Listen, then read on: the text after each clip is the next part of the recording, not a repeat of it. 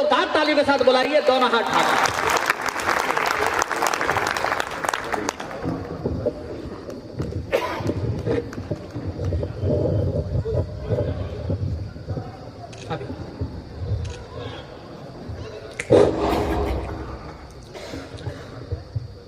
आप सभी को प्रणाम करता हूं, गौरवशाली मंच को प्रणाम करता हूं। बहुत अच्छा है आयोजन, आपके शहर में पहली बार आना हुआ। माइक भी इतना हिल रहा है। वैसे तो यहाँ आज ही मुझे पता है प्रशासन के लोगों ने ठेके बंद करवाए हैं, पर ये हिल रहा है तो मुझे विश्वास नहीं है कि सच में बंद करवाए हैं कि नहीं करवाए हैं। हाँ, कुछ लोग क्या है चेतन बाबू, ये दिल्ली नहीं है जहां पर एक पर दूसरी मिल जाए।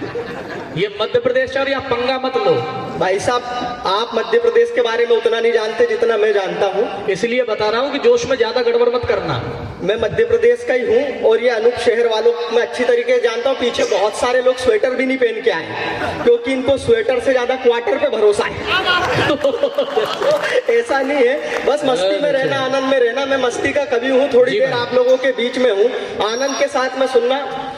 और मैं सच बता रहा हूँ, मेरे विषय में तमाम तरह की बातें कही गई कि हमारे बीच में इतना सा कवि है। देखो, मैं बता दूं, मैं बहुत समझदार व्यक्ति हूँ। मैं सच बता रहा हूँ आप लोगों को। एक तो मेरी बस एक शिकायत है अनूप शहर वालों, आप लोगों से, आप तालियां नहीं बजा रहे हो ठीक समय पर। अमूमन कवि सम्मेलन की शुरुआत कविता से की जाती है, लेकिन मैं एक छोटी सी कहानी के साथ में इस कवि सम्मेलन की शुरुआत करना चाहता हूँ। एक तो माइक वाले भैया थोड़ी सी इस माइक की वॉल्यूम बढ़ा दो क्योंकि मेरी कम है। मैं सच बता रहा हूं आप लोगों को। एक शिष्य ने चाहा, इको एकदम खत्म कर दो, मैं इको फ्रेंडली कवि हूं, इस माइक को ऐसे सेट कर दो कि किसी कवि को अपसेट ना करे। मैं आप लोगों को बताना ये चाहता हूं, एक शिष्य ने चाहा कि अपने गुरु की परीक्षा लूं। वो गुरु के पास पहुंचा, उसने अपने दोनों हाथों के बीच में एक तितली दबाई हुई थी। गुरु के पास पहुंचा कि गुरुजी बताइए, मेरे दोनों हाथों के बीच में जो ये तितली है, ये इको बंद करने को कहा था, ऐसे बढ़ाने को खत्म कर दिया। हाँ बस, अब जहां से उंगली रखी वहां से हटा लो। हाँ बस, बहुत अच्छी, बहुत अच्छी। शिष्य ने चाहा कि गुरु की परीक्षा लूं, उसने अपने दोनों हाथों के बीच में एक तितली दबा ली। गुरु के पास पहुंचा कि गुरुजी बताइए, मेरे दोनों हाथों के बीच में ये जो तितली है, ये जिंदा है या मरी हुई है? उसने पहले से तय किया हुआ था कि अगर गुरु ने कहा कि तितली जिंदा है तो दोनों हाथों को दबा दूंगा, तितली को मार दूंगा, गुरुजी का चमत्कार खत्म हो जाएगा। और गुरु ने कहा कि तितली मरी हुई है तो दोनों आकाश को हवा में खोल दूंगा, तितली आकाश में उड़ जाएगी, गुरुजी का चमत्कार फिर खत्म हो जाएगा। गुरु का जवाब, अगर इस कवि सम्मेलन की भूमिका हो जाए तो मुझे एक एक व्यक्ति की तालियां चाहिए इस बात पर। गुरु ने कहा कि इस तितली की जिंदगी तेरे दोनों हाथों के बीच में है, तू चाहेगा तो जिंदा रहेगी, तू चाहेगा तो मर जाएगी। आज के इस कवि सम्मेलन की भी जिंदगी आपके दोनों हाथों के बीच में है। आप चाहेंगे तो जिंदा रहेगा ये कवि सम्मेलन, नहीं तो आपने चाह लिया तो दुनिया में ऐसा कोई फनकार कलाकार पैदा नहीं हुआ। अगर आपके अंदर मस्ती नहीं है तो वो होठों से बाहर नहीं आ सकती। जरा एक बार इस पूरी आयोजन समिति के लिए, दीपक भाई के लिए और विशेषकर हमारे प्रशासन के यहाँ पर अधिकारी लोग बैठे हुए, जरा एक बार तमाम लोग अपने हाथों को आकाश में लहराइए और जोरदार तालियां बजाइए। मैं 8 साल पहले कवि सम्मेलनों में आया, 8 साल पहले कवि सम्मेलनों में आया और अनूप शहर ने बंद कर दिया।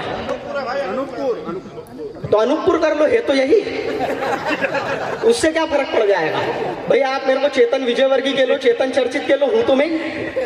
कौए की बात की है, इतनी गड़बड़ तो हो सकती है। इतनी गड़बड़ इसलिए मैं सच बता रहा हूँ, यहाँ आते ही दीपक भाई ने मेरे से आते ही पूछा, चेतन ये बताओ तुम्हारे खाने पीने की क्या व्यवस्था करें? मैंने कहा भाई साहब खाना छोड़िए, आप तो पीने की करिए। तो उन्होंने मुझे ऊपर से नीचे तक देखा, बोले तू खुद तो पौवे जैसा है, तेरी क्या पीने की व्यवस्था करें? कवि होने के नाते अनूपपुर वालों, मैंने 2 पंक्तियों में जवाब दिया। जवाब अगर अच्छा लग जाए तो फिर आपकी झूमती हुई तालियां उठे।